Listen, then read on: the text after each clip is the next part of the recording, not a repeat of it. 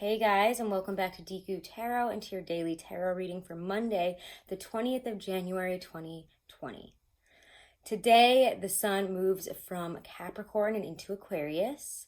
The moon goes from Sagittarius and into Capricorn. So we have a void moon there. The color of the day is ivory. It is also Martin Luther King Jr. Day in the United States. And I do believe that most people, if you don't know about Martin Luther King Jr. around the world, learn about him today, appreciate what he brought to this world in terms of connection, in terms of just everything that he has done. He's an incredibly important character for people, not character, incredibly important and powerful person who enacted great change here in the United States if you don't know about him. And for people of color, people who are brown, and people who are mixed like me, he has made a great difference and has changed the lives of many. It has opened my eyes and has opened people's eyes around me. So we can hope, as we enter this age of Aquarius, that we take some of Martin Luther King Jr.'s energy with us here, especially as we enter, the season of Aquarius. What a way to start in honor of the best Aquarian ever. So, guys, if you haven't, do check out your dailies. Do check out the monthlies. The monthlies are all up for January. They were really awesome messages. I really enjoyed them. And the 2020 yearlies are up. The astrology for each sign for the entire year ahead is in those yearlies. It's specific to each one of the signs, and we go into all the things that are happening this year, and there's so much. So please go check that out. Okay, if you haven't checked out your yearly, the messages in that were extremely important. I found even doing readings, personals for people, like a lot of the messages, a lot of the stuff that was coming up in those yearlies in terms of astrology and even the cards have been coming up. So please go check those out, guys. I do think that they will resonate and that you can get a lot of information for the year ahead for yourselves in that. So anyways, enough talk, blah, blah, blah, blah, blah. So here we are in Aquarius season. Of course, I feel like whenever I enter Aquarius season, I have a lot more to say. I get more verbose. The humanitarian energy of I want to connect and create a bigger audience and really connect with you guys comes up. So put in the comments below some things that you might want to see happen in the channel, some things that you want to see me do videos on. Put that in the comments below. We're using the Muka Tarot here. We're going to pull some cards finally. I know you guys are like, I've been chatting for a minute here. Blame the Aquarius. Okay, so let's see here for Monday, January 20th, 2020. What's happening today? Been really enjoying the Muka deck. And again, shout out to my friend Riley, who's Capricorn, who got me this deck. I love it. Now, if you guys haven't seen the box for it, I don't know if I've shown it yet, but it is gorgeous. All these Alphonse Muka esque paintings and drawings for the tarot. It's absolutely gorgeous, and if you're a lover of art like me, highly recommend it. Especially also if you're just a lover of Alphonse Muka. Alright, so I do feel January has been an interesting month so far. I feel that it has a great representation, almost as like a microcosm for the year ahead, for a lot of the things we'll be facing, or things that have happened so far. I do think that you're going to see them play out on a much larger scale and on different levels throughout the year ahead. Wow.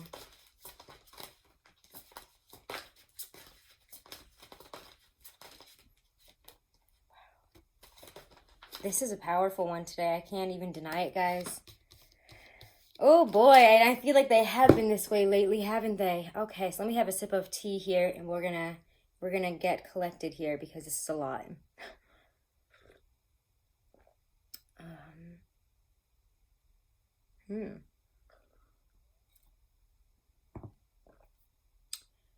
Your first two cards out here go from an 8 to a 9. And I was trying to figure out, what do I bring up first? But this definitely feels like it's a very important thing that needs to be brought up first here. 8 of Cups here, moving on, moving forward. Sorry, I spilled a little tea on her for a second. No one's perfect. As you can see, there's the 8 of Cups here, and 8 of Cups always denotes a moving on. It usually has someone, walking through the mountains with some cape, and they're, leaving some cups behind here. Sometimes the cups are all overturned, but whatever it is, their back is usually to these cups here, and there's usually some type of moon cycle there. this is a very unrealistic, interesting moon, and I can't help but notice it here. We have, a full moon, and yet there is, like a crescent or like a waning moon here, right around it. And I think for some of us, if we're seeking out that full moon, we're seeking out something to come to completion, come to fulfillment, and we're wanting to start a new path here, we're realizing we have to leave something, some type of dream, some type of lifestyle, something that didn't pan out behind. And I say that, but look at what you're moving on towards. The 9 that comes after is the 9 of Pentacles. So we go from the 8 to the 9. And as you guys know, as a reader, when I see 8s, 9s, or whatever, and I see an 8 and a 10, we often talk about the journey of the 8s to the 10s, especially in terms of the cups, because it's the journey of self-fulfillment to the point where you can now have, you've found that self-fulfillment, you found the self-love, you found the growth within you, especially in the heart center and in your emotions, to be able to bring in this life of, maybe a family life, maybe a lover with that 10 of Cups. What 10 of Cups is usually, shows a family, shows a lot of people around that are all, loving each other, that there's a great sense of camaraderie, of harmony, of all that beautiful energy, contentment. It's just the emotional richness of life. And here we see that 8 that moves on to the 9. And the 9 of Pentacles is quite a solid, stable, I have genuinely built myself up to a place where I'm feeling comfortable. I know what I want in this world, and I'm working towards these goals. So for some of you, it could have to do with money because, 9 of Pentacles is there. However, afterwards, and I can't help but notice this, and I am going to want to pull some clarifiers just because this is an interesting, but it feels like, again, like you're breaking free of chains today in a huge way. And I know that, like, that kind of breaking free sense, it comes up occasionally, but there's a sense here that, again, you're like ripping from the chains here. You're breaking yourself free. You are really getting to this place of, I know that I feel like we've been talking about this for about a month here, and it's mind over matter. And I think that all that Capricornian influence this year, combined also with this Aquarian influence, has us really being able to move on and move forward, break free of anything within us that said you can't do this, you can't have this, or anything, that mentally blocked us, emotionally blocked us. And it's letting us get to a point where we are believing in ourselves, and we're believing in what we have to bring to the world and our new path forward. So there has been a great sense of change from within. I can tell that, and I'll get to why I can tell that in a second, but 6 of Swords is here. 8 of Cups and 6 of Swords together, if I see them both in a reading, I can't help but notice the movement. So some of you might be trying to focus on moving forward to calmer waters. And if you leave something behind, you absolutely will have that. You can take the lessons, we can take all these other things, we can take what we have learned, but as we move on, we're being asked to let go of the 9 of Swords with Judgment here. Judgment shows up to say, time to change, time to make a change, time to bring out your dead, as I like to say with the Monty Python quote, bring out your dead and bring out your dead. And that's really the sense that I personally do get from Judgment, is because it asks you to bring out the aspects of yourself, your life, whatever it is that you're trying to move forward in, and it's asking you to say, what about this is dead though? What about whatever you're trying to do hasn't been working and what needs to be changed? How have you done it in the past? There's always 3 people, past, present, future. Of course, there's maybe more here, and there usually is more in a lot of the cards, but it's a growing change and awakening here that says time for you to see what has really been hanging you up. And if you're going to continue doing that in the past, part of you might not, doing that into the future, it's like part of you might not want to face what we have, the mistakes that we have made. It might have hurt us in the past, killed us even in some aspects, or let things in our life die. And in this situation, it might be asking you to release something here and let something die in a huge way. I know that sounds crazy, but there is this growing shift within you here, a shift in your consciousness, a shift in your personal growing awareness to become more one with who you really are. And by letting go of that 9 of Swords and starting to trust that High Priestess energy, which is, for me, she holds the keys, the mystery, the knowledge, that Piscean type of energy. But she is that part of ourselves. She reminds me mostly of our higher self when she shows up in a reading. It's the part of you that knows more, that has the answers, and maybe we can't really, write them down on a piece of paper and fully understand where we're going. But the answer is that we're going to get through this, and that we have to believe in ourselves throughout all of it. So let's use some Morgan Greer here. For some of you, You might have left a relationship or a situation that didn't really help you, and you realize 9 of Pentacles, 9 of Swords reversed. This person makes you feel a lot worse than you actually are, makes you into somebody you don't want to be, has you all turned around in your head, because 9 of Swords is a very harsh kind of energy. It's that delay, the disappointment that really overshadows any type of desire to move forward, anything that is good in your life. It overshadows the good. It's if you let the shadow come in. I mean, yes, you need shadow to see the light, but if you let the shadow take over and you let the anxieties, the fears, everything kind of kick up some dust here, you're not going to feel like that 9 of Pentacles. But when it's reversed, and with the Judgment card and High Priestess, 2 great major arcana surrounding it and very powerful ones, I do feel that we have realized that we've been hung up in our head on something that we actually have the answer for. We actually can deal with. We actually can fix here. So let's see what that's about. This moving on, this releasing.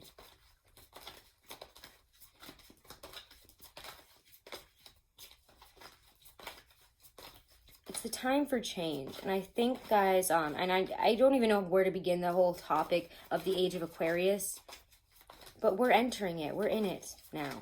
And we definitely will be by the end of 2020, fully. This involves things that we weren't able to see before. And again, think of January as this microcosm for the whole year. You're going to see things in this month, and it's going to reflect on that and throughout this year, especially with all of the eclipses we have going on. There will be growing shifts. And again, I don't know if this happens to other readers. This always happens to me, where I use a deck to clarify and I'll get the same damn card as what I'm trying to clarify. And for me as a reader,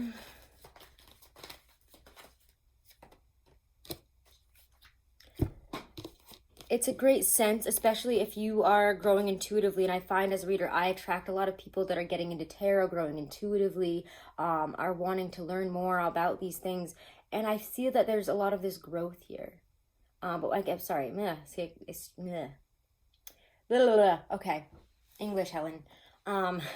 With 2 High Priestesses here, for me, when I get one card from one deck and another, the same card in another deck here to clarify it, that's a really big message. It's a big message in terms of, especially, again, like I was saying, if you're more psychic, clairvoyant, or entering these areas, wanting to learn more, wanting to connect more with your higher self, if you reach out at this time, you're higher, and you have been reaching out, you have been asking for change, you have been asking for a growing shift in your awareness, a growing personal, and in terms of your psychic gifts, in terms of knowing, in terms of guiding yourself here, you will receive. Your higher self is here with the answers.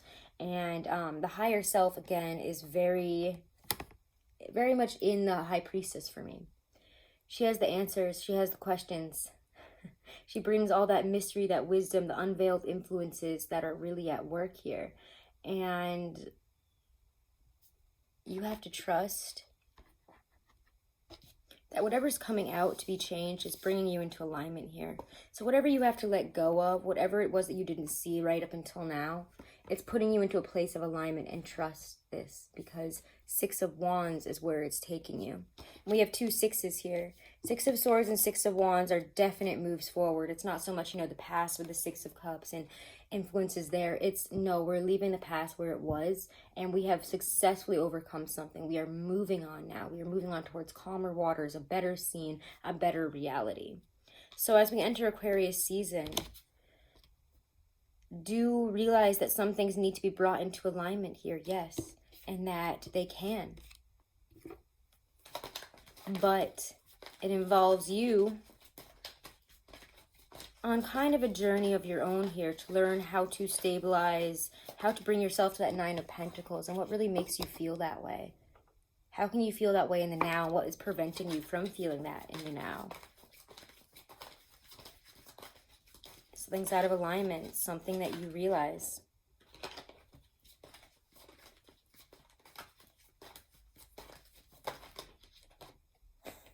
Again, for me, when the Tower reversed, yeah, this could have been something that has happened, and you're finally waking up to it and saying, wow, I'm getting this from within now. It could have taken a while.